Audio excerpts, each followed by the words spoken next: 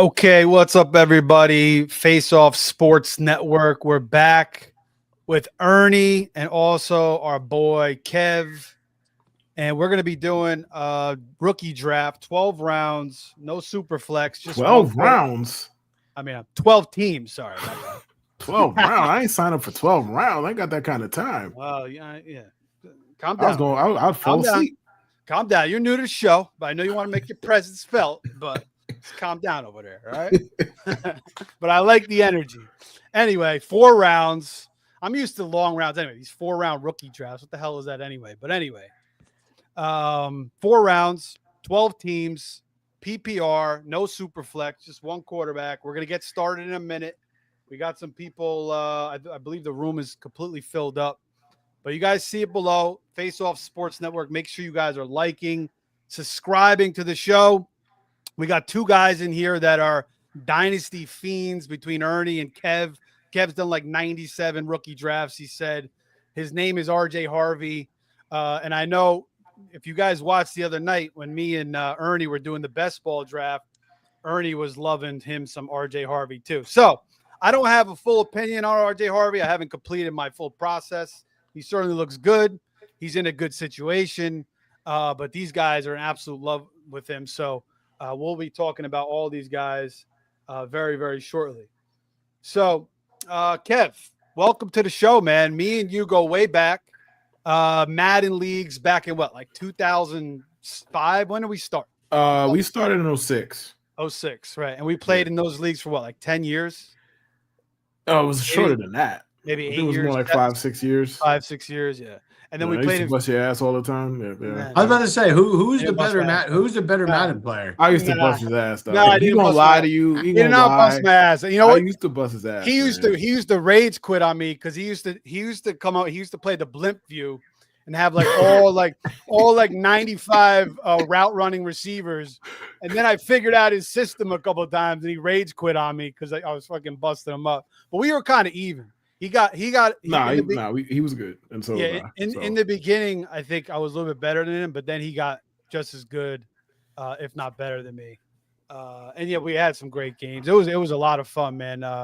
Madden Tips, MaddenTips.com, VG Leagues, that's throwback. But anyway, so I've known Kev for a long time. Very, very passionate sports fan. Knicks, Yankees. He just told me he gave up his Yankees, baby. He told me he gave up his Jets. He gave up his Jets fandom, which I don't blame him. I gave up my Giants fandom too, man. I'm done. No, dude, these New York teams don't deserve us. They're terrible. It's embarrassing. The Jets don't deserve my bandwidth. They don't. They don't deserve my emotional bandwidth. They just do not. Bro, I just watched I just watched Joe Shane give the Eagles Saquon Barkley and win them a Super Bowl, and he's still the GM. This is insane. But Jackson Dart's gonna save y'all, man. What's up? Jackson Dart's going to save them, though. Oh, yeah. I love Dart. I do. I just don't think the Giants are going to be any good this year. I think it will be a new GM, new head coach with the 3 blue chip quarterbacks in the next draft. I just think the new regime will definitely take one of them, but that's just me. But I am a Dart guy. I think he's good. All right. So I got the draft on the board. We'll get your guys' takes in a minute. I'm going to start off with the first pick. Let me just text somebody. So wow, do you need to take your time with this pick? Who's it going to be? You're going to take Colston Loveland? Yeah, no. Dante Pettis, the next Dante Pettis. Oh God, you're going to take Cam Scatterbo? hey, he might be the best right now. He's not better than Genty. All right, let's get going here. We are starting, and yes, I will be taking Ashton Genty. Wow, upset. Yeah, there it is. So Genty, man, I watched like half of his highlights or half of all his snaps from last year, and instantly this guy is just, he instantly stands out, breaks tackles left and right. He's got the total build for a running back. He looks like an absolute stud. I think he's a no-brainer in the NFL. He's going to be a total success. I know Ernie you said that you thought he was going a little high in drafts, and you did like Hampton over him as far as value. Yeah, no, absolutely. So I'm about to go ahead. I'm going to take Hampton right here. Hampton might actually be my favorite player in the entire draft. Here's why. So I'm an Ashton Genty stan, and there are some people that weren't Ashton Genty believers. I would just tell them to go watch the Penn State bowl game, and that will take care of any doubt you had. However, he got drafted to the Raiders, right? Which I love Pete Carroll. I love the direction the Raiders are going. However, there's still a work in progress. So I think Genty is going to be a volume king year one. He'll still get 1,000 yards if he's healthy, right? He's still going to get a lot of touchdowns. But I think it's going to be more volume based. Where Hampton, I love Omarion. So, you know, the Chargers have one of the best and youngest offensive lines in the NFL. You could argue that they have one of the best, if not the best tackle tandem in the entire NFL. You know, Harbaugh, you know, the style he's already bringing. He plays smash mouth football. He just wants to pound it, and he's going to pound it this year. You know, when you look at Hampton, he's a violent downhill runner, and he reminds me a lot of Nick Chubb. There's a lot of similarities there. Fun nugget for you guys. Harbaugh tried to recruit him to Michigan. And obviously he went to Chapel Hill, but now Harbaugh gets him in the NFL. He's got workhorse size, second most yards after contact in all of college football. His RAS score was in the top 45 of all time. So my thing is this. I know they got Najee. I like Najee Harris. I think he's a good football player. I think Najee was more of insurance. And again, they don't know if they were going to get Hampton in the draft, so you have to have somebody. But you look at Gus Edwards and J.K. Dobbins, like it was kind of impressive what Harbaugh did, but they're injury-prone backs. We know, you know, what they are. So I think Najee is more of a insurance policy. He's there to spell Hampton. I think you might be more of a committee early on, but I think kind of reminiscent to Jonathan Taylor, his rookie year when he took off. You'll see the same thing with Hampton. So my one dark horse claim is that if Hampton gets a full workload from week one on, he will outscore Genty. I would hang my hat on that. I do believe that. And I just want to specify when I was saying the value for Hampton, we were talking best ball. Obviously, Genty's going to go up for most times as the first pick. But Kev, talk about Travis, your boy Travis Hunter. You know, they say they want to use him at receiver. I mean, how do you see it, you know, working out there between him being used as a corner and a receiver? I thought personally he was better as a corner, but what do you think? Listen, I would be lying if I told you that taking a Jaguar doesn't make me a little bit squeamish. Because it's not like they have the greatest recent history, but Liam Cohen, there's reason to believe there. But about the prospect himself, I don't think you take somebody that high if you're not going to use, and trade for that much for him if you're not going to use him in a way where he could score touchdowns. Like, I know that sounds extremely elementary, but that's what it is. Like, they didn't take him to play. I don't think they took him to split his time evenly. I think they might use him in certain defensive packages, like 20% of the time, maybe if he gets that much on defense. So I think he is primarily a wide receiver. They said as much. I know NFL teams lie, but I don't think they would lie about that. They don't have a lot of reason to. But the player himself, I mean, he dominated at wide receiver for a year and a half, despite splitting his time between wide receiver and corner. He's obviously an amazing athlete. And Steve, I agree with you. I think he actually is a better corner than wide receiver. Either the Jaguars don't agree or they don't care. So that's not my problem. It's not any of our problems anymore. So they're going to use him at wide receiver. I think Trevor Lawrence takes a step forward. I know people have their talks about him because he has not been great as a pro. Yeah. I agree with that. you. I say his situation has been quite bad. Like, you want to talk about the clown show that it was with Urban Meyer, the offensive line the last couple of years. It's been bad. So I think his situation is better because, well, it's hard to be worse. So Travis Hunter, I think the player's good. I think the situation's good. Him and Brian Thomas, I don't think they're going to step on each other's toes too much. Because I think Brian Thomas could get his without being the guy who needs 12 targets a game. So I like the player. I like the landing spot. That's why I took him right to him. All right. Can I back him up for a second? I think Trevor Lawrence does take a step this year. I really do with Liam Cohen and the pieces that they added. So I agree with him in that sense because Trevor Lawrence, I think, is a bargain right now, especially in best ball. How's their offensive line looking? Because Lawrence, he faces some pressure. He's jumping all around. He's slinging the ball up left and right. So, you guys have any good intel on their offensive line this year? Should be better. If it's league average, I think they'll take a massive leap forward offensively because the play caller, the head coach, also the play caller, should inspire confidence based on what he did in Tampa. So they should take a step forward, the offensive line. Okay. I'm going to take Cam Ward. I think he's clearly the best quarterback in the draft. And he's going to be the starter. Forget about Will Levis, who I call Willie Fubu's. He stinks. He always stinks. So there's going to be no competition. Ward will be the starter. And Ward, again, I was talking about him the other night. When you watch him, he doesn't really want to run. He likes to stay in the pocket and deliver. He can run if he has to. He's not like a big time runner or anything, but he likes to stay in that pocket and deliver. And I think Ward is going to get better and better as his career goes on. So best quarterback in the draft. I'll take him here. Go ahead. Trey Harris for you. I know you love Trey Harris. Yeah, dude. So it's almost coming off like I'm a Chargers fan. They're one of the teams I'm buying into taking a step this year.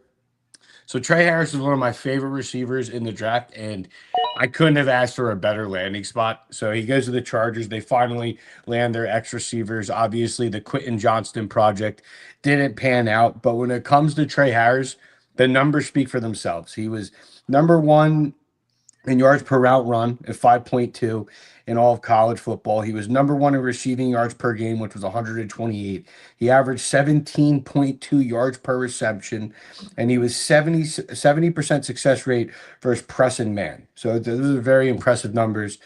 Before his injury, he was top 6 in targets, number 2 in receptions, and number 3 in touchdowns across the entire country. So another fun nugget that I found out was Harborough wanted to take him in the first round. That's how high they are on Trey Harris. Horowitz told him, no, trust the process, trust our board, trust our scouting team. We'll get our guy round 2. It worked out, which is good for them. I do think Ladd McConkey and Trey Harris can coexist easily. Think of Keenan Allen and Mike Williams. You're going to have Ladd McConkey dominating that slot role, and now Trey Harris is your X receiver, right? So I think Trey Harris absolutely takes off this year. I think he's going to get a lot of volume, more than people think, and I would not be surprised if he was one of the 1,000-yard rookies this year. Happens every year, man. One of these guys really surprises us. I think Trey Harris will be one of them this year. I think he is a smash pick in Dynasty. He is one of my favorite sleepers in redraft. So I would say draft Trey Harris anywhere you can in any redraft or Dynasty. Kev, you like Trey Harris? I do. I think I echo a lot of what he said about Trey Harris. Ernie, that's Ernie. We're all Ernie. here. My bad. Yeah. I was hoping that you didn't catch that. I slipped up the name, but my bad. Ernie. No, you're good. You're good. Yeah, no, but I echo a lot of what he said, and I believe in Justin Herbert. I believe in that system, and Ladd is good. They don't have a lot of pass catching talent besides Ladd, so I think that's where Trey Harris kind of slides in as a prospect there. I think he's going to be productive. I don't know if he's going to get enough targets this year to do much, but we're in the second round of a rookie draft. You're kind of projecting long term with all of these dudes. So yeah. Yep. Actually, I was funny. I was like, Steve, you had me like thinking about the Jaguars' offensive line. They took one of my favorite linemen in the third round, Wyatt Millham from West Virginia. So yeah, I agree. I think their offensive line will take a step, especially with Liam Cohen. So that's going to be a fantasy friendly offense for sure. Yeah. All right, Kev. Luther Burden, Chicago Bears. This year, you think he's going to have a big impact, or is this more like a future pick? No, this is definitely long term. The thing with this pick, I'll freely admit this. A lot of this is vibes. Like he said at a presser, like everybody that passed on me got to pay. I was like, all right, I like this guy. I like him already. And also the Bears didn't even really interview him in the pre-draft process, and they took him anyway. And I mean, to go with the theme of coaches who know what they're doing, Ben Johnson seems like a coach who knows what he's doing. They don't like DJ Moore I think is there for a couple more years, if I'm not mistaken. Roma Dunze, we don't know if he's good or not. Genuinely, like he hasn't done much. He's been in the league a year. We don't know if he's good or not. That's the first offensive. Oh, sorry, the second offensive player they took. They took Loveland round 1. Yeah. That's the first wide receiver he took as a Bears head coach. I like my chances with him long term, even if you got to be a little bit patient with him. Now, what are your thoughts on Caleb? Because obviously last year, a lot of hype, didn't look that great.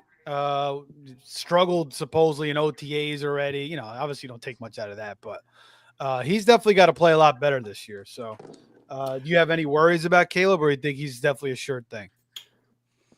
Can I say neither? I don't think he's a sure thing. I'm not really overly concerned with him either. I think he's going to be good. And I think, quite frankly, they put him in a damn near impossible situation. I don't know if you saw any of the stuff coming out of Chicago this past week. Yeah. Where they're like, the coaches were just like, hey, man, go ahead. Do your thing, baby. Let us know how it goes for you, basically. And then, obviously, we saw how that went because they all got fired. So, I'm not really too concerned. The talent is there, and he was not helped much by his situation at all. So, I think he'll be all right. I think he'll be fine. All right. Yeah. I am up. I have my doubts on Caleb. I took Harold. We got, we're going to be doing probably another 1 or 2 of these super flex. We're going to be doing best ball drafts. We're going to be doing ADP mover shaker. So we're going to be talking about all these guys all the way up until week 1. So make sure you guys are subscribing, sharing. I took Harold Fannin Jr. I know Terrence Ferguson's supposed to be a beast too, but I watched Fannin. He instantly stood out to me. I know he's playing behind Njoku, but I just thought he looked different to me. Led college football and receiving. Guy stiff arms guys like a running back. He looked like a freak. I know he runs like a duck, so I call him Harold the Duck. If you guys he does. He does. I was looking how he ran yesterday. He does. Yeah. He does run like a duck. You duck. guys remember that movie like on HBO back in like 1986 called Howard the Duck? It was a terrible ass movie. No. Fucking Leah Thompson was in it. I think George Lucas made the movie, but yeah. So I call him Howard the Duck. I love him. I haven't really got a good I haven't looked too much into Ferguson yet. I know most people are taking him over Fannin, but I just love Fannin there. Ernie, what do you think about Pat Bryant there? Yeah, man, I think that's one of the biggest ADP mistakes in all of rookie drafts. I just don't understand. Like, it was a 3rd round pick, high in the 3rd round, by Sean Payton, right? Cortland Sutton is 30 years old. They don't really have any other receivers outside of him. Marvin Mims is solid, right? I don't really think he's anything special, though. I think he's a good gadget slot receiver. They did bring in Evan Engram, so the offense will take definitely a step forward. I just think that, this kid could easily step up and be the wide receiver too early on, and this is, with a blossoming Bo Nix. So also, sometimes – you got to listen to what the coaches are saying. And Sean Payton came out and said, yeah, there was a lot of similarities to Michael Thomas. So that's obviously the upside in the vision he has for them. Will it happen? I don't know. Like, this could be Traquan Smith. All I'm saying is I'm in the 3rd, 4th round of a rookie draft. Who am I going to take better right now that has that kind of upside? Because if they let Cortland Sutton go next year, and now this kid is Bo Nix's future X receiver, you hit a jackpot. So I'm all over Pat Bryant. The only flaw he has in his game is he is a little bit on the slower side, but he runs a 4.6. His pro day, I think, was in the 4.5s. But he dominated the Big Ten, man. If you want to check out Pat Bryant, go watch the Illinois Rutgers game. He dominated them, and Rutgers has a solid defense. This kid, he is a good profile. It looks like, he has a good catch radius. He's big, solid hands, man. I think he's going to be a hit. Okay. Kev, Terrence Ferguson, you think he's going to start playing over Higbee right away, or you think it's going to be a slow process? I love that pick, by the way. That was a great pick. Thank you. I think that's a mid-season-ish kind of runway for him. Like, I don't think he's going to start off taking Higbee's reps immediately, but yeah. The thing with Ferguson, like, he was a yak machine in college, and Sean McVay compared him to Kelsey. Like, it was like, listen, he ain't gonna be that obviously, but he compared him more like stylistically. He said like his mannerisms remind him of Kelsey. So I was like, all right, let's go to good old YouTube and watch Terrence Ferguson. I was like, but then 2 seconds, I'm like, oh yeah, I see what he's talking about. And obviously, like the Rams' offensive ecosystem is good. And we're in what round 3 of this? We're in round 3 of this draft. It's not like I like having a tight end with some promise. Because if for some reason you hit and he becomes George Kittle, then you're set for a long time at that position. All right, we got a couple questions here in the chat. I'll let you guys answer. Ernie, Chase Brown or Hampton in PPR? Who would you rather have? Call me crazy, and I was a Chase Brown stan. That was one of my favorite sleepers of last year. I'm going Hampton, dude. I am. Look, I love Chase Brown. I think he's still going to be a PPR stud. His price is a little too high for me now. Again, they did bring in Taj Brooks, kind of lighten that workload because I don't think he's that 3-down workhorse.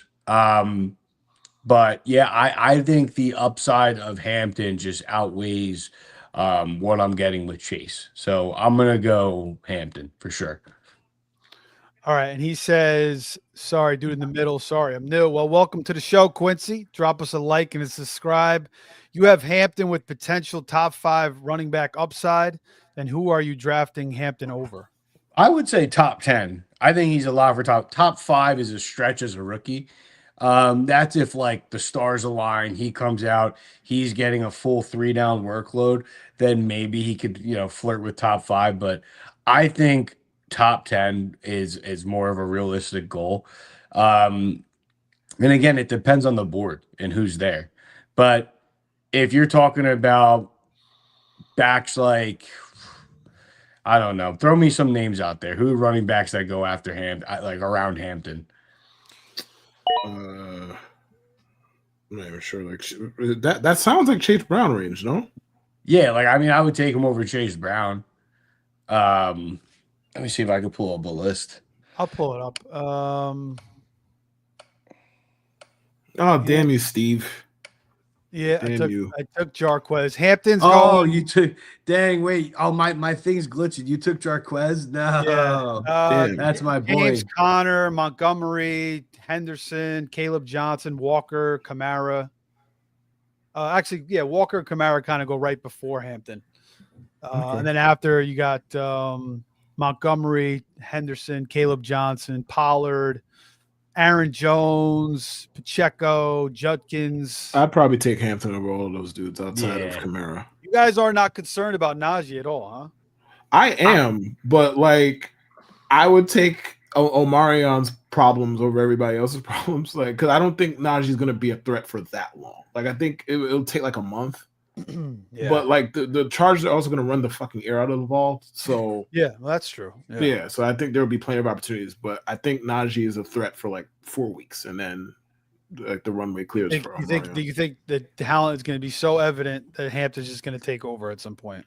Yeah, and the draft capital too. They spent, what was it, round 1 pick or round 2? First round pick. First round pick. They didn't spend a first round pick for him to be behind Najee Harris. Respectfully to Najee Harris. Yeah. Didn't.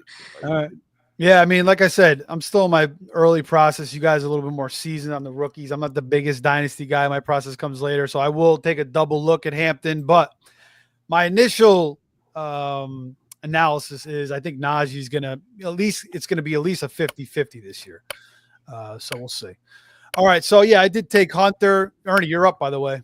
It's mine's like glitching, but I got my guys queued up. So come on, dude. Okay, my boy. You got Joe Horn Jr. All right. Is that Joe Horn's son? Kev? Do you know that? I don't know. Right. Is he? I don't know. It's Joe Horn Jr. I don't know if that's Jimmy Horn. I don't know. I just thought he was Joe Horn's son for some reason. I don't know why. Jarquez Hunter though. Yeah, he looks like a Dobbins Kyron type. I liked what I saw out of him. He instantly stood out to me.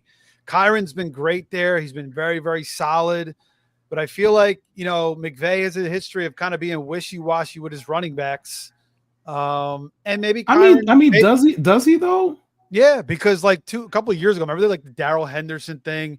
Remember like I mean, that did happen. Yeah. That remember like he loved Akers. Akers is going to be our guy this year. Then all of a sudden, freaking Akers was out of the picture, and Kyron just came out of nowhere. True. So like that did also happen. Yeah. Yeah, true. so like he kind of does that a little bit. He's been pretty loyal to Kyron though, and Kyron's rookie year he was banged up. Kev, you're on the clock, by the way. Okay. So we'll see, but I think Hunter. I don't know how much of a role he's going to have in his rookie year, especially with Quorum there, but I do like his talent, and I'm kind of betting on talent in a McVay system. No, Steve, I think that was a grand slam pick. That was going to be my pick round 4. Dude, and also, Kyron's a free agent after this year. Sorry to cut you off, Ernie, but no, you're good. And the Rams traded up for him. Good point. And Kyron Williams has a bunch of tread on his tires. So you got to imagine, and like we already saw the Blake Corum experience. I like Blake Corum, but watching Jarquez, like I watch SEC football every Saturday. Like he is a beast, dude. He is an athletic freak. I completely agree with you. I think the upside is worth it because that running back room could change at any minute. So I went with Jimmy Horn. I was between him and Aronde Gadsden, the tight end the Chargers took again, but I didn't want to. That is Aronde Gadsden's son, right? Yes. I would hope so. Shit, I would hope so. I really hope so. But yeah, I think his name is Junior, right? He's a junior. Yeah, Junior. Yeah.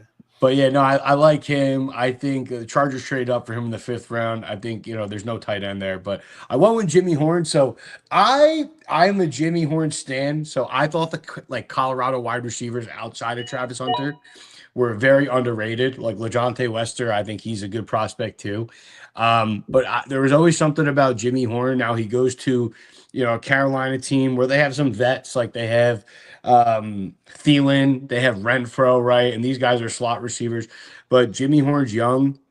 He's crushing rookie camp right now. There was even some reports saying, if you're a Ted McMillan fan, cover your ears, but they're saying Jimmy Horn looks like the best rookie receiver right now. Again, it's very early. Boo, yeah. Where's my tomatoes? Boo.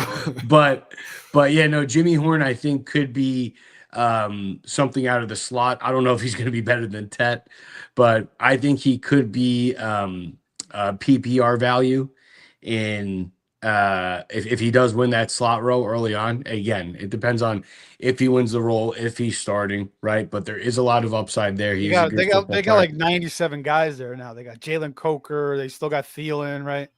Yeah, but so I think Coker is more of an outside receiver. So you're going to have Jimmy Horn play the slot. Like that's where it's like, okay, they have Adam Thielen and Hunter Renfro running out of the slot. It's like, I would like to see what Jimmy Horn has, I didn't really watch him in detail, but from what I saw a little bit of him, I kind of was intrigued by him. I'm not gonna lie, I haven't heard Jimmy. I hadn't heard Jimmy Horn's name since draft day, so I don't know the first day. I don't watch college football like that, so I don't know the first thing about him. So I have to look into him myself. Kev, Rashard Smith, to me, he looks Good like pick. the Jerick McKinnon replacement. What do you think? Exactly why I drafted him, because you might as well listen when the read offenses are going well, they throw a ton of screens. So they don't, like, Pacheco's not a pass catcher like that. Kareem Hunt is 87 years old. So they drafted this dude. He apparently could catch the ball, right? He could run, the necessary requirements of being a professional running back. And we're in round 4 of a rookie draft, and he got drafted by the Chiefs. So I like his chances. And Jerick McKinnon won people a lot of money. What was it, 4 years ago? 5 years? I can't remember. More recent than that. He was solid for like 2-3 years, and he was always a late pick. Right, but it was 1 year specifically where in December he was like RB2. it was ridiculous. So it was if somebody could replicate that or somewhat closely mirror that, then that's great. Smith's is a guy you might have to be patient with because Reed's going to probably, work him in, slowly, kind of likes to do that, at least with his receivers, with like Rashee Rice and even Worthy last year. Both those guys came on towards like the end in their rookie year.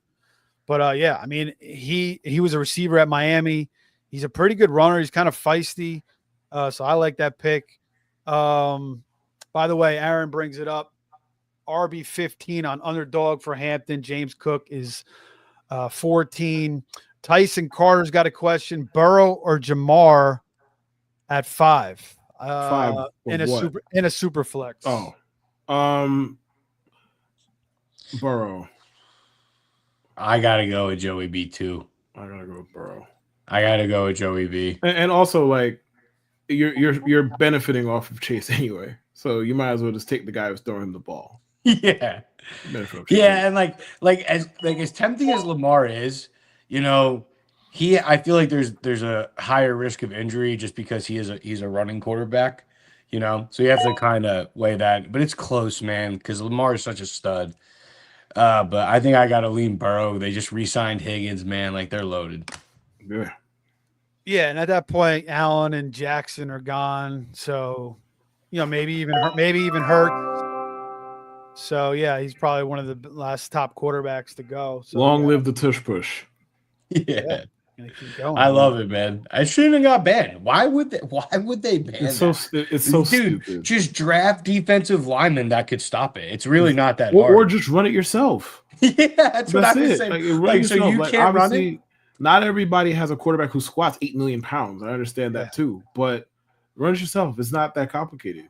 But the Eagles are just so much better at it than everybody else. Couldn't you just put your fattest lineman in there and just push his ass? I mean, you do that too. So I don't know. You could. There's a lot of things you could do, like a Fridge Perry type play.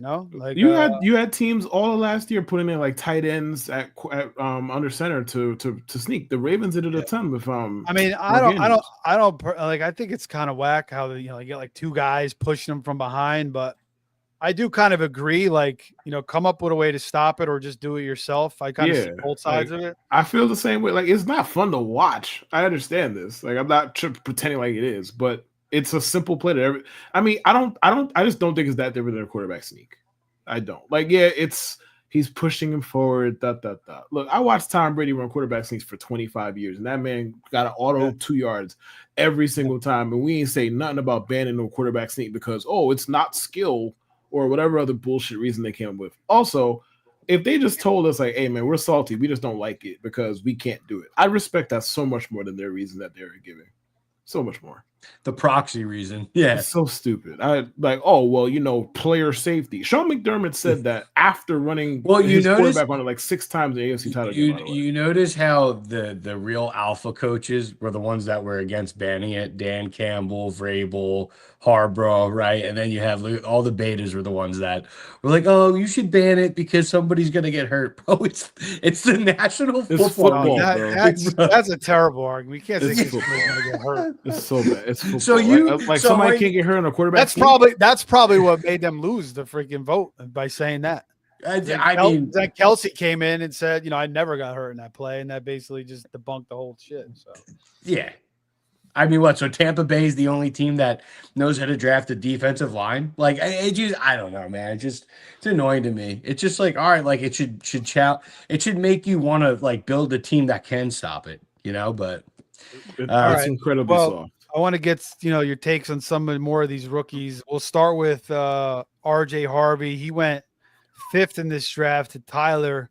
Do you guys think that's too high in a rookie draft? I know both you are extremely, extremely high in RJ Harvey. What do you think, Kev?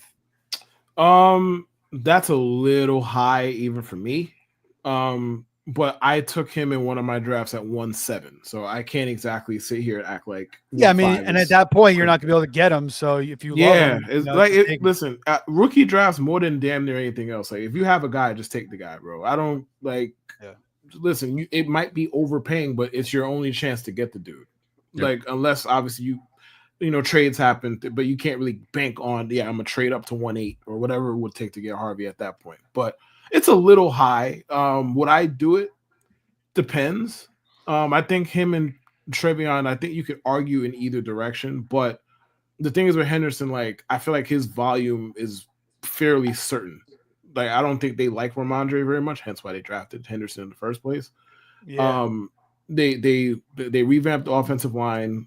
I don't like Josh McDaniels much, but he gets running back production. I think he's a weasel, but he gets running back production. So I think Trevion is probably the right guy to pick. But more on Harvey, though, like, Sean Payton's running backs have been the gift that keep on giving for what, 20 years, 15 years, however long. Like Reggie Bush, Mark Ingram, Alvin Kamara, you know the names. This kid's really physically gifted. The offensive line in Denver is good. Bo Nix, I don't know if Bo Nix is good or not. He played well in his rookie year. I don't know if he's good. Maybe he is. I think at worst he's competent. So you have that going for you. You have good receivers. I like his situation. I like the prospect. I like his coaching. All right, Ernie. What are you? I mean, you kind of, you got into him a little bit more, but the other night. But what's your thoughts on Harvey? Yeah, no, at 1.5, that's kind of rough for me. I mean, look, I think it's going to hit regardless. I think he's going to get, high-end RB2 production out of a rookie running back. But if this is a dynasty draft, right, I'm definitely taking Travion Henderson. It just because he's a younger back, higher draft capital. And I love Mike Vrabel. I think the Patriots are a team that does take a step this year. They drafted arguably the best tackle in the draft. They got the best center in the draft. So they're gearing up to absolutely pound the football. Ramondre Stevenson is there, but I think he's more of going to be like a David Montgomery light. I think you're going to see Henderson be the do-it-all back. I think you're going to see him carry the rock, catch the rock. He's an extremely underrated pass protector. He might be the best pass protecting back in the entire draft class. He might be the best pass catching back in the entire draft class. So I want Travion Henderson. I think he's going to have really good PPR value year one. And then the dynasty upside is elite because Stevenson will be gone eventually. Like they're gonna cut him or do whatever they got to do to get out of that contract, especially when Vrabel gets the ball rolling. So I don't know if I take RJ Harvey over Henderson, but I don't think it's a bad pick either because I do think RJ Harvey is going to hit. And look, RJ Harvey is the third running back off the board. I wouldn't be surprised if he finished top 3 in rookie running back production. So that's another way of looking at it. But yeah, give me Travion Henderson over RJ. Okay. Any other rookies here you guys want to touch on that stand out to you as somebody that you need to be? I know, Ernie, you just dropped a video just before the show on 5 rookies you need to target. Is there any other rookies here you want to point out? Yeah, so we pretty much covered Hampton, Harvey, and Henderson. I talked about Trey Harris. Yep, the fourth one for me is Tyler Warren. So I love Tyler Warren. He is one of the best college football tight ends I've ever seen. He's very close to Brock Bowers, which is very high praise. I low-key think this is an awesome landing spot. Now, I think there is a buy low window because of the QB situation. It's very murky, right? But I think one of two things is either going to happen. You're either going to get Anthony Richardson to step up from the added competition of Daniel Jones, or Daniel Jones is going to pull something similar to Sam Darnold, where it's like, wow, he's not on an XFL team throwing to practice squad receivers. He's on a real NFL team like the Indianapolis Colts, who have good weapons, a good offensive line, and Shane Steichen, who's one of the better offensive minds in the game. And you go back to his Philly days, when he got them to the Super Bowl back in 22, they featured the tight end. Like that offense would run through the tight end in the passing game. And I think that's why you saw Tyler, they took Tyler Warren without thinking. So if one of these quarterbacks step up, I mean, hey, we watched Brock Bowers have one of the best, rookie tight end seasons. I think the best rookie tight end season ever. And he had Gardner Minshew, and O'Connell throwing to him. I'd like to believe that Anthony Richardson and Daniel Jones are better than both of those quarterbacks. So I think he is an absolute smash pick in Dynasty because even if Richardson and Jones don't pan out, right, they're going to get a quarterback eventually, and he's going to be a monster. I think he is an awesome value in redraft. I think his ADP is around 100. Obviously, this could all change, but that's what, round 9, 10 you're looking at. So depending on league size, again, like my builds, I love taking tight ends later, quarterbacks later, right? So Tyler Warren, to me, that's a value. If you can get somebody that's going to produce, close to top 10 production, I mean, I think he's that talented. And yeah, I'm buying Tyler Warren. Kev, you got a rookie that stands out to you that you want to go after? Caleb Johnson.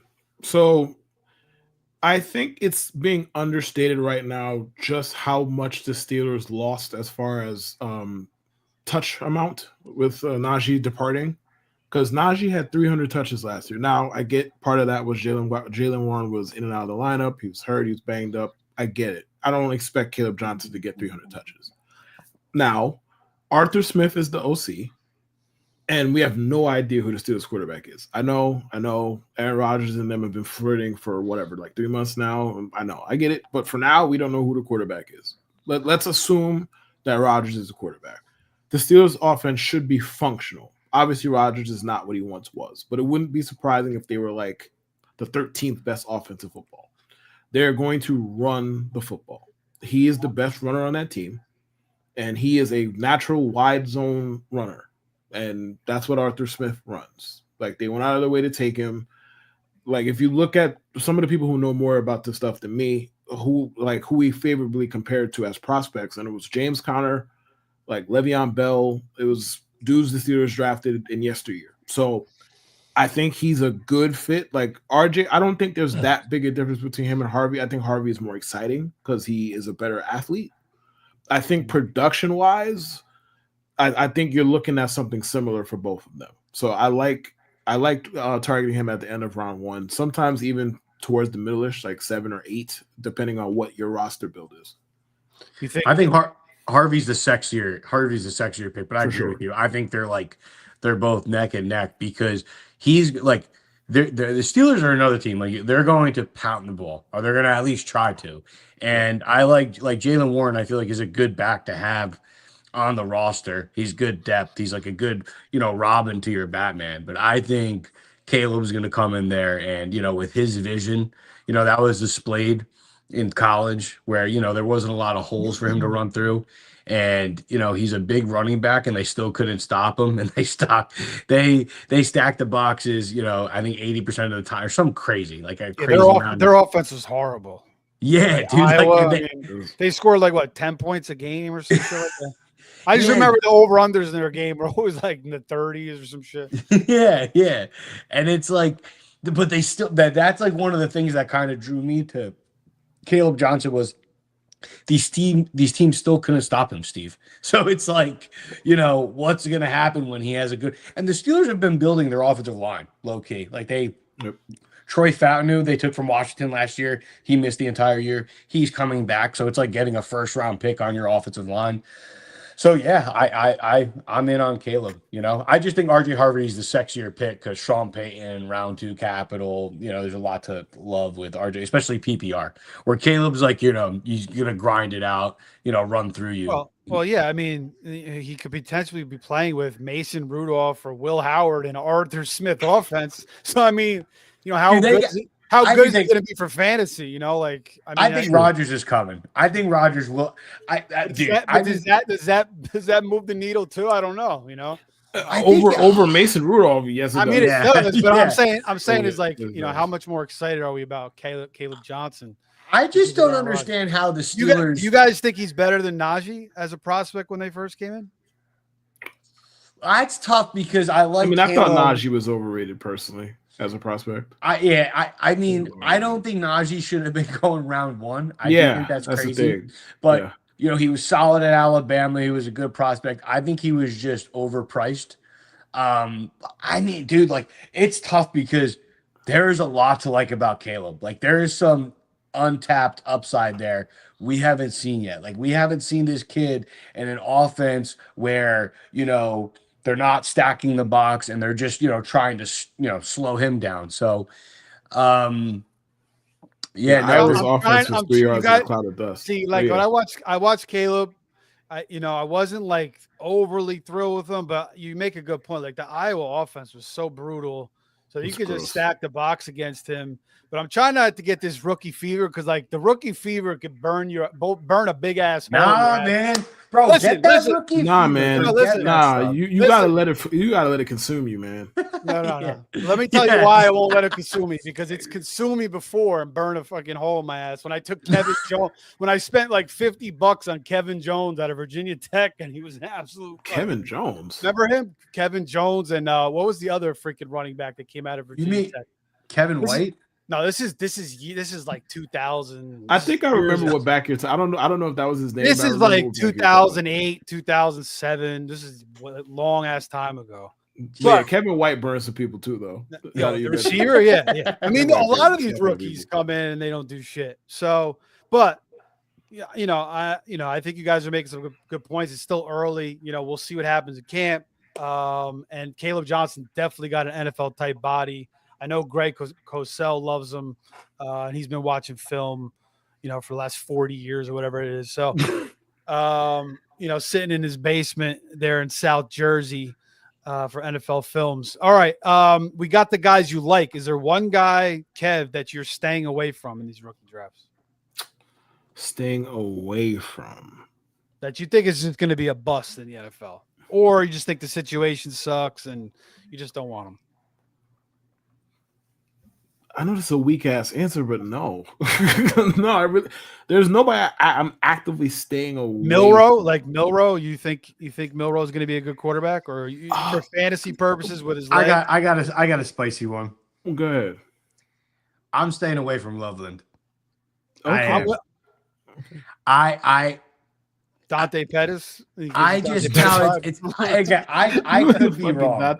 He's bigger Dante Pettis from what I watched. That's what he looked like to me. But go ahead. I could be wrong. Like, I get the athletic upside, and that's kind of what drew the Bears into drafting him over Tyler Warren, which I still think is crazy.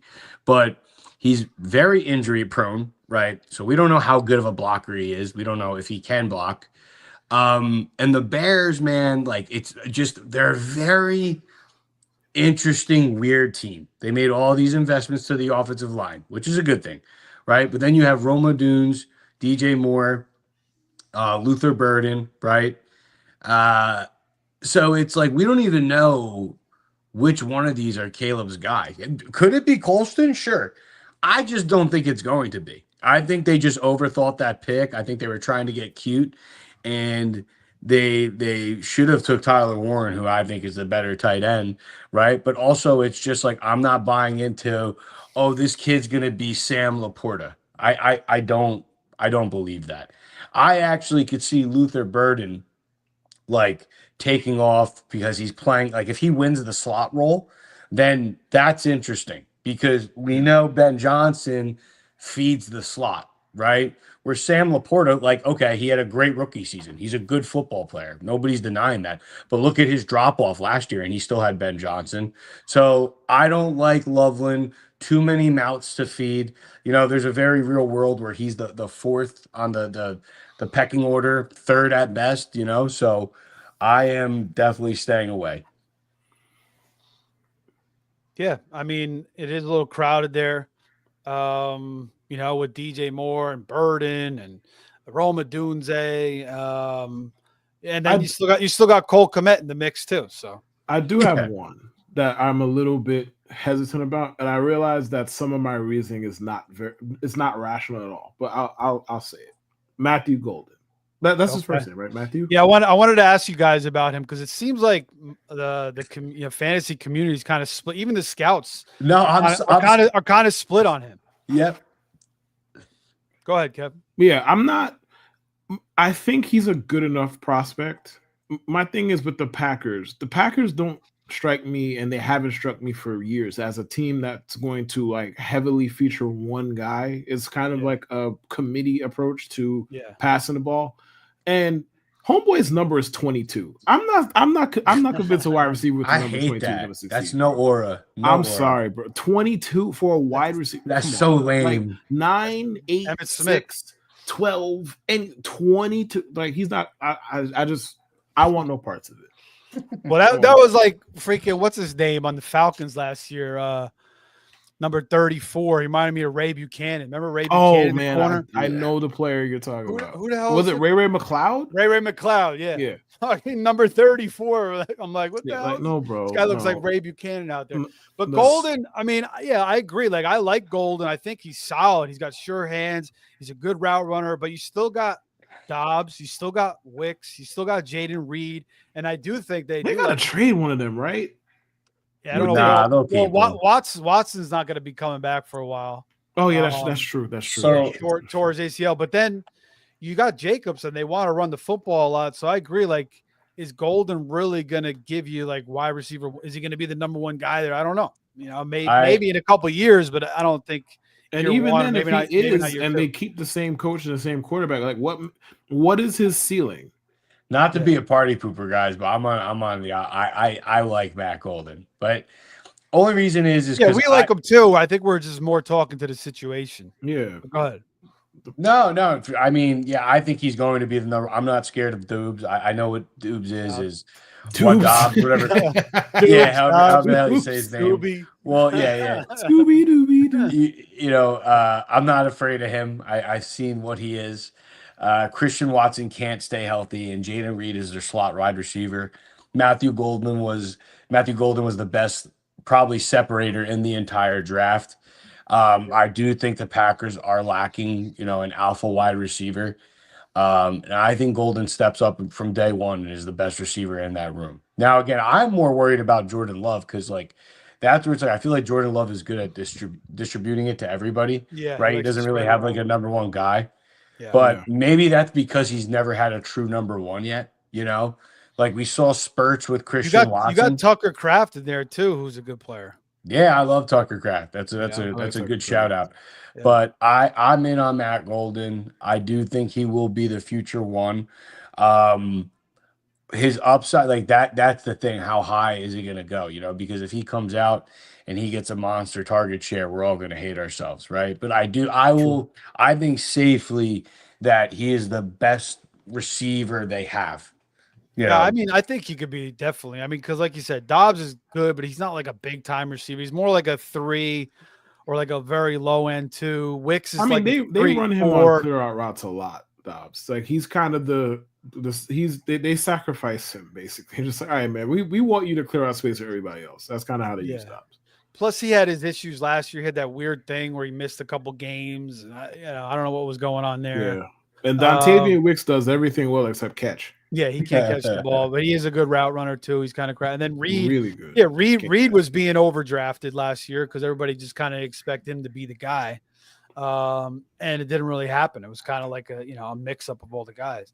But yeah, Golden, I like his talent. I'm not saying I'm not going to draft him. I definitely will draft him, but I'm just a little, I don't know. Yeah, I'm a little hesitant with the way Love spreads it around and all those guys there, and the way how much they run the football. All right. Do you guys want to talk about Shedeur Sanders? What are your thoughts on Shedeur? Do you think he wins the job there in Cleveland, Kev? Who the fuck knows, man? Gabriel Flacco. That is one of the weirdest quarterback rooms I've ever seen in my entire life. Basically like, a shitty fucking fantasy trade. We just throw a bunch of shit out against the wall and hopefully. Yeah, legit. It's one of those. Yeah. Do I think he wins the job? I guess if I had to bet on it, why not? Because I don't expect the Browns to do anything of note. So if they're going to be out of the shit by November, why not play him? Get people's eyes on the games, get butts in the seats. As far as the player himself, like as far as just drafting him in rookie drafts, why not? I'm not exactly excited to do it, but if you're doing it around 3, round 4, why not? You think he's the second best quarterback in the draft, or you think Dart or one of these other guys is better than him? I think Dart's probably a little bit better.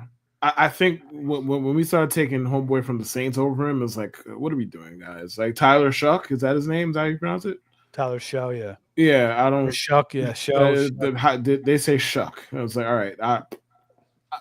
Listen, he's a 25-year-old quarterback whose worst attribute is handling pressure. How do we think that's going to go in the NFL, dog? He's 25, dude. 25. But Ernie, you got any counterpoint to that? What were you guys just talking about? I'm sorry, I was just reading. I was trying to pull up a stat. We're talking about Shador. Shador, do you think he's the second best quarterback in the draft? Do you think he's going to do a job at Cleveland? No, I don't. I love Cam Ward. I'm a Jackson Dart fan. I thought Jackson Dart showed a lot of good at Ole Miss. Like he beat Georgia. He's played some pretty good competition.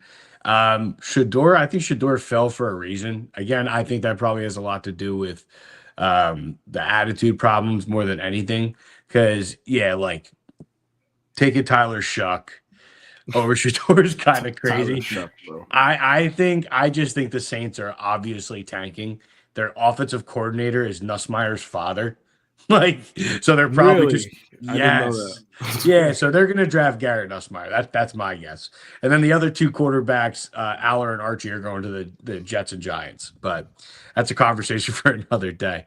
But yeah, when it comes to the Browns room, man, it happened, right? And then they took Dylan Gabriel, who's kind of nice. Dylan Gabriel, he's short, he's a lefty. But he's got a cannon. He's made some good throws at Oregon. There's some the reports are conflicting right now because there's some people saying, Gabriel's balling. Then there's some saying that, Shador is balling. What I think happens is Joe Flacco comes out to start the year. I think, the offense will look, like it, did with Winston, right? They'll be scoring points, but they won't be winning many games. And then they'll eventually come to a point where it's like, all right, let's see what we have in these young guys, right? And then they'll throw out Gabriel and Shador, and most likely they'll both be terrible. And then they'll try to get their quarterback next year. The Browns did just get the Jags first round pick, so they do have some ammo next year if they need to trade up for a quarterback. But that's what I most likely think happens. Again, with Shador, there's a lot of what Shador does have in his back pocket is you have guys like Sean Payton vouching for him, so that's what interesting to me. Cause it's like, hey, would I be shocked if Shador won out the job and, he fell for the wrong reasons? I wouldn't, but again, there's things in, when you're watching Shador's film, like the way he pads the ball and stuff, and, he kind of buckles under pressure. It's like, all right, man, you're going to go to an NFL team that's not really any good, and there's going to be pressure on you all the time. How are you going to get past that in the NFL at a higher level? So do you think I watched a couple of his game? I mean, like that Baylor game, he made some clutch throws in that game. And remember that bomb he threw at the end of the game? And then I think there was like a penalty or something. And the next play, he did the same thing over and they scored. I think they tied it up and went to overtime. I thought he was kind of clutch. I thought he performed pretty well under pressure, actually. I think he's a good quarterback prospect, and I think we could do a week-long show about why he fell and why we think he fell. I think one of the reasons is his model, like that type of quarterback, is kind of outdated. Like NFL teams are not really looking for the pocket passer without great arm strength or arm talent, rather. Like, yeah, you could get by with being slow as hell with your Matthew Stafford. Like, you could get by with that then. Like, nobody really wants the guy who isn't fast, isn't really going to get you, isn't going to add to your running game while also being, a B- ish kind of arm talent. And also, if you look at Shador's film, like, he is irrationally confident. Like, he thinks he throws the ball like Matthew Stafford. At times, that's how it appears. And it's like you throw the ball more like Kirk Cousins. And I don't mean that as disrespect. Kirk Cousins had a good enough arm to finesse $200 million out of teams. So like he's clearly done enough. Right. So I just think his arm is not good enough to justify. Are you saying Shador could have a Kirk Cousins like trajectory in his career? He absolutely could, yes. I firmly believe that. Yeah, and I think he can run a little bit. He's not the fastest guy, but he's got some mobility. Yeah, no, he's not. His feet are not stapled to the ground. No, he's kind of like he's not. You're never going to run a design run for Shador Sanders. Right. He's kind of like a Stroud. Like he wants to stay in the pocket, but he could run if he wants. And I kind of see Cam Ward like that a little bit too. Although Cam Ward, I think he's a better athlete than Shador, but. Yeah, I mean, it's an interesting thing. We'll see how that all shakes out. I kind of agree. Flacco might start like the first couple games, then he'll throw like 3-4 picks. I can't believe And then, Flacco's still in the NFL. and What are we doing? he's like the Frank Gore of quarterbacks. On both sides. Like, what do we do? Like, why are you signing Joe Flacco? And Joe Flacco, why are you still? I know why you're still playing. They gave you $11 million, but like, bro, you have a family. Go home. Yeah. Go home. Like I said, he's like the Frank Gore of quarterbacks. He's not giving these young guys a shot. He just keeps, Go going home. out there. Go home, Joe. Go home. All right. Is there anything that in this draft that you guys see that kind of is a little bit off to you as far as where these guys went, or good value, or like a terrible pick? Anything you see here? I think Kyle Williams. I like him a lot. I love Kyle Williams. Where did he go? I can't even see. New England. Oh, right second, here. like Second 2.8 or something. Oh, yeah. I think 2.8. I've seen him go round 3 a lot. I don't really understand. Well, why. dude, that was before Sleeper corrected their ADP. Because when I was doing all my rookie drafts, I was getting him and Pat Bryant round 3 and 4 in every one. And then they finally corrected themselves. And it's like, bro, like the Patriots, like they have Stephon Diggs, who's on a glorified 1-year contract. He's 31 years old, coming off an ACL tear.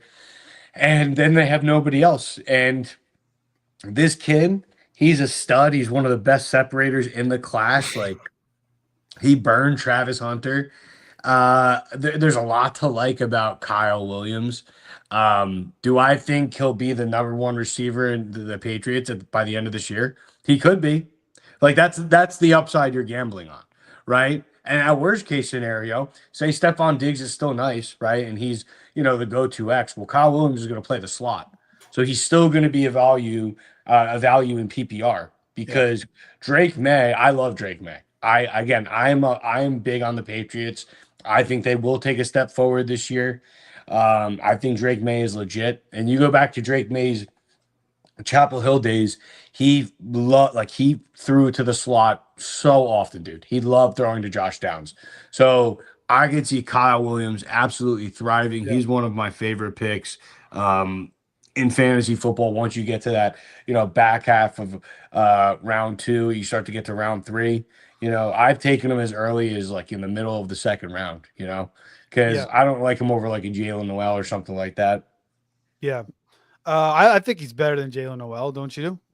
No, that's what I was just saying. Oh, I would take him over. And Jalen Polk, I think he was overrated. I think he was probably the third best receiver that came out of Washington last year. So I don't think he's a dude. They took him over Lad McConkey. That's insane. Yeah, no, I know, and people loved him last year, and I didn't see it. I mean, Lad McConkey. When you watch Lad McConkey, you're like, shit, this guy's good. But yeah, man.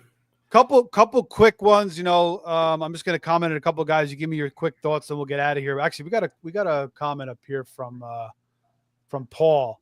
He says, in my rookie draft, I traded down from 103 to the 107 and also got Chase Brown, took Harvey at the pick. That's a great trade. Damn. Did that trade come with a ski mask? You got off with that, man. If that's super some people don't like Chase Brown for whatever it is. I'm not into Chase Brown like that either, but if you're gonna move down 4 spots and get him, like that's a no-brainer too. He also traded the 109 for Laporta and the 206 and got Tootin at the 206. So, he's making out pretty well. I don't. Who are you playing with? Who's letting you do these things? Oh, it was a 1 QB league. So wow, that was smart, dude. That was a good trade because. So I mean, if it was Hampton was still there, it'd be hard for me to personally trade back because I'm just infatuated with his upside. But he traded back from 1-3, so Genty and Hampton are already off the board, and he gets Chase Brown. And so he basically traded Travis Hunter for Chase Brown and RJ Harvey. I'd do that all day. I'd actually do that without even thinking. So good job, man. That you crushed that trade. Yes, FF Rabbit Dad wants to know if we roasted his team, but we were actually talking about how good the Kyle Williams pick was. He also took Judkins at the 1.8, Aya Manor 3.8, and Tesla at the 4.8. Ernie, I know you like Aya Manor. Tesla, I don't know about him. But, I mean, the first 3 picks, I think, are rock solid. I think he crushed his first 3 picks. I love Alik, Ayu Manor. So it's funny, like, you look at the NFL, especially with teams double dip, like they took the kid from Florida, the Titans did with like the first pick in the 4th round, but it's usually that second player that's always the better one. I think IU Manor is a stud. I think if he went to the Senior Bowl, he's easily a day 2 pick. He's a big, strong X receiver, man, good hands. Yep. There's literally, dude, go like if you haven't seen it yet, go watch the footage of him against Travis Hunter. Dude, Yep. he put him in a body bag. Yeah. So how he fell to the 4th round was kind of head scratching to me because He must have had a bad combine, probably, right? Is that what happened? I don't know. I don't know. I think it was because he didn't go to the Senior Bowl, if I'm guessing, because I had him on my evaluation, I had him as a round 2, round 3 pick. There was even rumors of him going round 1, but I thought day 2 was a sweet spot for him. Fell to the 4th round. Borgonzi traded back into the 4th round to get him. You look at that wide receiver room. Calvin Ridley's nice, but he's 31. So I do think Calvin Ridley has a good year, right? But then outside of that, who is he going to throw to? I think Elite could actually fit perfectly into that big slot role that the Titans don't have. And I think there's an avenue for Elite to come in and actually, make a fantasy impact just based off of, one, they don't really have many weapons. And 2, what if Cam Ward's legit? If Cam Ward comes in and he's a monster, he's got to throw to somebody besides Ridley, and that's probably going to be Elite if I was guessing. So I think he crushed. Tesla's interesting just because, did you hear the Lions GM? He's got Tesla, Elon Musk. So that's why people like. They're going to start Oh my god! Some people are going to take him just because the name. That's how. Yeah, absolutely, 100%. I mean, I look. He's blowing up like a Tesla, some shit like that. I don't find myself drafting him, but it is interesting where Brad Holmes was like, "This is my favorite receiver in the draft," and he traded an absurd amount of next year's picks to get the 3rd to go up and get him. Mm-hmm. Again, there's St. Brown, Jameson Williams, Sam Laporta, So if there was not a lot of receivers there, and then you saw a GM do something crazy like that, I would be more inclined to take him. But yeah, St. Brown, Jameson Williams is there. I think he's more of a depth piece for now. But he might just be one of them good real life players who don't have a lot of stats. Yeah, he might be one of those. I agree. Brad Holmes did trade a lot to get him. And I agree. He might be like a Mac Hollins. That's could be a good blocker too. He could be a really big physical blocker. All right, I'm gonna ask you guys about one guy from each round that we haven't talked about yet. Just kind of make it brief. We want to get out of here. But Ibuka, Kev, how do you see him playing out in his first year with Godwin, Evans, even Jalen McMillan? Do you think he jumps over Jalen McMillan this year? Yeah, I'd be surprised if he didn't. They spent a round 1 pick on him, but I think ultimately with that, you kind of got to be patient with it because unless Tampa Bay suffers a large amount of injuries, he's not going to be getting regular snaps. One would think, at least. Maybe he cooks to the point where they have no choice but to put him on the field. But ultimately, he went to Ohio State. He produced what he produced at Ohio State, and somebody used a 1st-round pick on him. I think those are really good reasons to just take him, click the button, and move on. Okay. All right, real quick on Ibuka, Ernie. Yeah, no, I love him. Again, I think there's 2 wide receiver universities. One is LSU, the other is Ohio State. I think the upside is real. I think he's probably one of the better route runners in the class, if not the best. He's a, for sure set of hands. He's not going to drop anything. He reminds me a lot of Amon-Ra St. Brown. I know that's, high praise, but I do think he's kind of like that JSN, Amon-Ra type player. Yeah, for sure. Yeah, so he's going to dominate the slot. And you scheme these guys up in the slot. I mean, that's fantasy football gold because absolutely. Because Amon-Ra, I didn't even really like him that much coming out. I was like, this guy, he can't really beat guys deep, but he's just rock solid. He just catches everything. Yeah, he ran like a 6'2", 40. He was slow as hell. Yeah, but Ibuka, I love the Dynasty landing spot. I think that is an awesome landing spot. Again, it might be a slow start year one. They still have Chris Godwin, but we don't know. We don't know when Chris Godwin's coming back. We don't know the condition he's in yet. Mike Evans is getting up there, but Mike Evans just had an elite year. But again, he's going to have a fall off 1 year sooner or later. But I think couldn't have been a better landing spot. I mean, he's tied to Baker Mayfield, who's a very good quarterback. I think there could be dividends year one, especially if Chris Godwin isn't ready for the beginning of the year. And now Ibuka just slides into that Chris Godwin slot role. But I think dynasty-wise, man, he's can't miss. He is going to, his future outlook is awesome. So draft him in all leagues, full confidence. Yeah, and I kind of like Jalen McMillan, what he did last year. So we'll see how that all shakes out. All right, real quick, Scatterbo, Ernie, real quick on Scatterbo. Are you excited about him? Yeah, I mean, look, I'm a Giants fan, and I'm just going to be real. I don't think you're going to, see much production this first year. I don't think the Giants are a good football team. I don't think they're going to be good. I don't think they're going to win many games. I don't think they're going to be in a position to run the ball. I don't really think they can run the ball even if they wanted to. So maybe a lot of dump offs to Scatterbo. I mean, he is a good receiver. I think that's where Tracy comes in. They still have Tracy. You got Singletary. Yeah. So Tracy will probably be the guy that is in passing situations. I think Scatterbo is an awesome dynasty stash because let's say I'm right about the Giants. My poor Giants. Let's say they 3 wins, 4 wins. Now you get a new GM, new head coach. And they take Archie Manning or Drew Aller or one of these blue chip quarterbacks. Now you look next year, Scatterbo is going to be almost like the featured back on a better team or an ascending team, right? So I think he's a good dynasty stash. I wouldn't expect that many dividends year one. But he's an awesome player. I mean, if you've ever played football or you're an athlete, you just love this kid's mentality. Yeah, he's an awesome story, dude. He is a good running back. Just unfortunately, the landing spot year one is probably going to, a slow start. Bad team. You're sharing the backfield with Tracy. I think year 2, year 3 is when you see that explosion. Okay, that's fair enough. I like Scatterbo. Kev, Tootin, do you think ETN is going to be the Bucky Irving, or you think it's going to be Tootin in Jacksonville? Well, Tootin already has something in common with Bucky Irving. Same guy drafted both of them. So if I had to guess who was going to be the Bucky Irving, if there is one in this equation, it would be Tootin.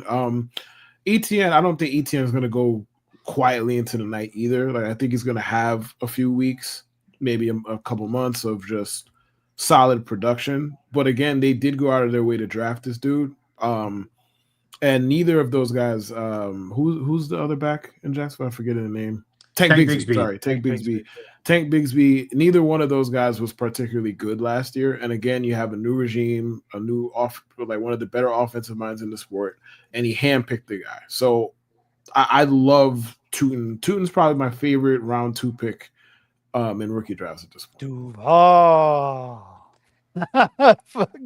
remember watching that thing about 10,000 times. Like, how the hell did he say it like that?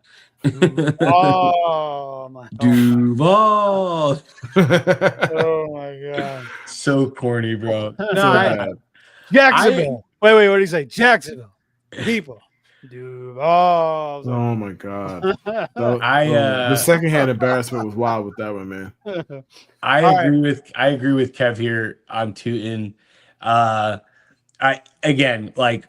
not a Travis Etienne fan. I think, it's a new regime, new head coach. I don't think they have any obligation to Travis Etienne. I think it will be like more of a Tank Bigsby, Tootin show. But again, the new head coach kind of handpicked this guy, and the Jaguars have a bunch of holes. So the fact that they're spending, a high 4th round pick on a running back kind of is, telling of what they think of their running back room. And I do think you will see Tootin be involved from, day one, and that role is just going to grow. Will he be Bucky Irving? I don't know. That's really high praise considering what Bucky Irving did his rookie year, but I do think they drafted him for a reason. Well, I was saying who's going to take the Bucky Irving role. Well, here's the thing. The Jaguars wanted to take RJ Harvey. That's a true story. So They wanted to take him at the top of the third round. So think about this logically. If they were prepared to take RJ Harvey that high, right? They're telling you that we don't think Tank Bigsby and Travis Etienne are that good. So they waited around later and got another running back that they liked and was pretty high on their board and that Liam Cohen liked. So I do think Tootin is the running back to have. I know again, rookie fever, the untapped upside, but Tootin's going to come through. He runs a 4.3. He weighs 210 pounds. Like, he has great size. Like, can he pass block? No, but he's a willing blocker. Again, Bucky Irving couldn't pass block for crap either coming out of Oregon. So I do think he's going to come in and, Liam Cohen is going to try to run the same offense he ran in Tampa. And I do think Tootin will take that role, and it will grow as the year progresses. That's my guess. Homeboy might be Kirkland Brand Devon Achan for all we know. Yeah. Maybe. Dude, I saw a comp to him. I kind of like that. Brand? Yeah, Kirkland Brand Devon Achan. What is it? Is that the Walmart brand? Yeah, I believe so. Yeah. All right, third round. Willie Marks, Jaden Blue, Jalen Milrow, pick one of or Jalen Royals. Kev, pick one of these guys to talk about. Jalen Milrow. Why the hell not? Basically, it's kind of just the logic here. Again, you're in round 3. Look, he is a freak show athlete. Like, is he a good quarterback? Hey, I don't know. Look, he got drafted in round 3 for a reason. If the NFL thought he was a good quarterback, he would have went long before that. Again, given how athletically gifted he is. Now, you can sit him on the bench. I assume Seattle's going to sit him on the bench for a couple of years. Sam Darnold signed a 3-year deal, right? Yeah, so 3 years. He'll sit for a while. Again, with these type of picks, you're just shooting for the moon, right? That's what it is. Like, what the best case scenario here is what? With Milrow, hey, we watched Justin Fields succeed in fantasy 2-3 different years without really throwing the ball effectively at all. Like, why not? Like, why can't Jalen Milrow replicate that if he's given the chance a couple years from now? Yeah, the thing I liked Milrow 2 years ago, and then it seemed like he just regressed last year. So I got kind of scared off of him. But yeah, I agree. Athletic freak. He could definitely be a runner in the NFL. He's definitely gonna have to pass a little bit. Yeah. But yeah, I don't mind. The upside is definitely there. Like you said, at that point, you're kind of just taking a shot. Ernie, real quick on Milrow, what do you think? Or do you want to talk about Woody Marks or Blue or Royals? I'm gonna go with Ollie Gordon. You got Ollie Gordon in there too. No, I'm not on the Ollie Gordon bandwagon. I like Jalen Wright way too much. So I'm gonna actually go with Willie Marks. Blue is tempting because I do think he'll probably be the starting running back or the running back for the Dallas Cowboys that gets the most utilization. But I'm gonna go with Willie Marks. I have a couple of reasons why. Marks, right? Woody Marks, yeah. I'm sorry, Woody Marks. Sorry, I'm about to fall asleep. Yeah, Woody Marks. No, he's a great running back out of USC. This was a very, very deep and good running back class. So a lot of good players fell. Like in a normal year, a lot of these guys would have went, round 3, day 2. But good players fell. That's why you see teams like the Rams trade up for running back. And then you saw the Texans do the same thing, which I thought was interesting because they traded a decent amount of draft capital next year to get back into the 4th to get him. You look at Joe Mixon, solid football player. But he is he's getting up there. I think he's about 28 years old now. And it looks like he could miss his games every year. He's one of those guys where he doesn't miss the entire year, but he'll miss here and there. And I think the Texans are gearing up for, just in case he goes down and an heir. And I think that's what Willie Marks is. So I think the dynasty outlook is really good here. I think he does have the potential to, have Joe Mixon pass him the torch one day.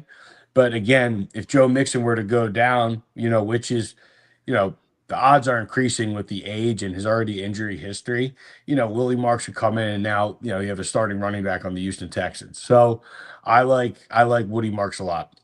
Yeah, USC running back, 207, 5'10", 4th round pick. We liked Marshall and Lloyd coming out of USC last year, but he was just banged up all season long. Definitely will be looking into Woody Marks. He was a big-time receiver there, right? Didn't he catch a bunch of balls? USC? Yeah, he did everything. He's a good dude all back. Yeah. He can do a lot. All right, Kev.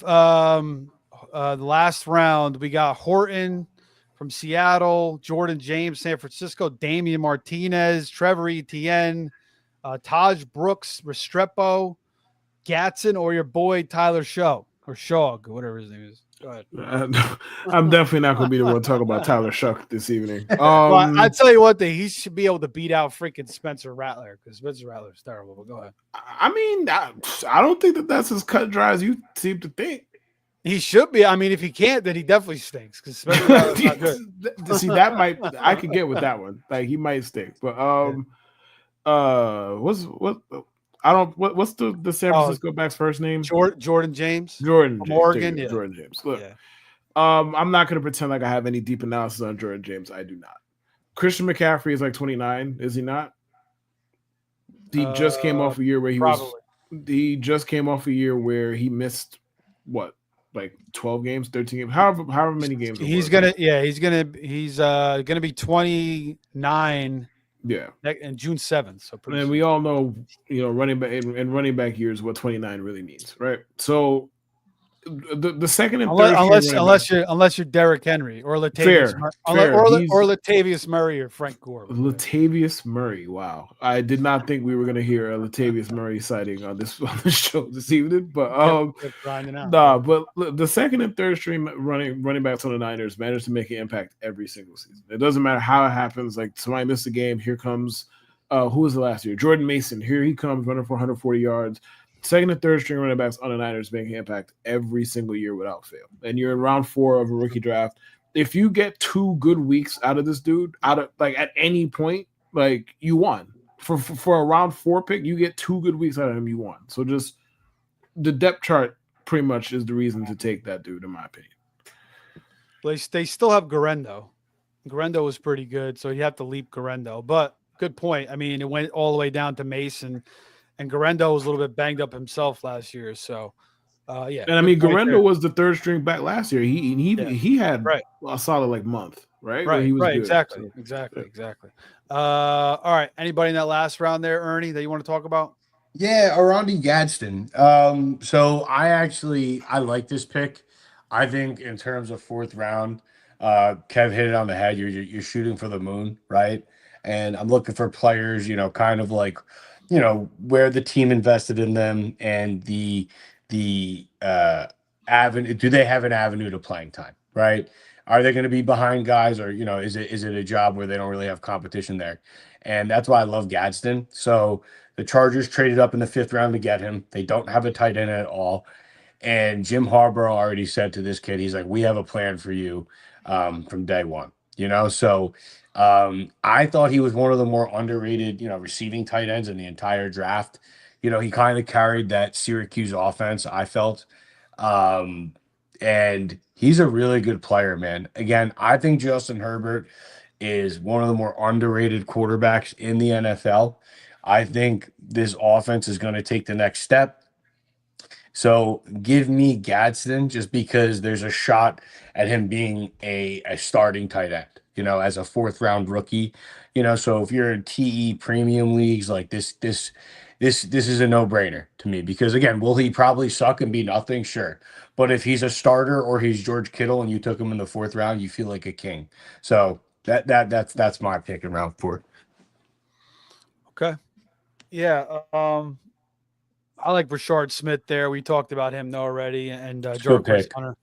Restrepo, maybe he could be a little something. I know they signed him. He was Cam Ward's boy. Could be a decent guy in the slot. Like a Cole Beasley type player, maybe. That'd probably be his best chance. But this was great, guys. We did 4 rounds. We talked about most of these players.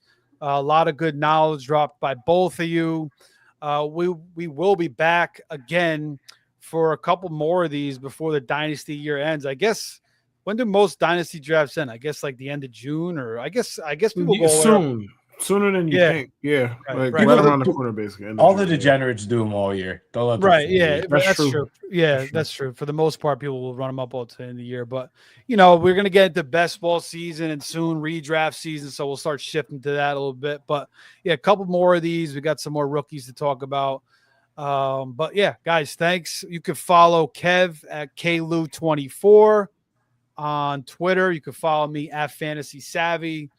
And then Ernie, you can follow him at Ernie, what's your handle again?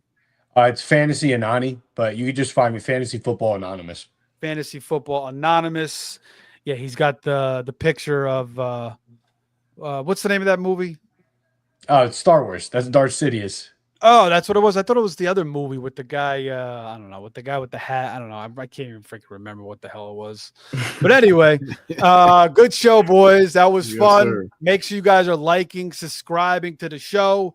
We'll be back all season long for your fantasy football needs. We got golf videos. We got NBA draft videos coming out. So we got a bunch of stuff on the Face Off Sports Network. Take care, guys. Have a great night. Talk to you soon.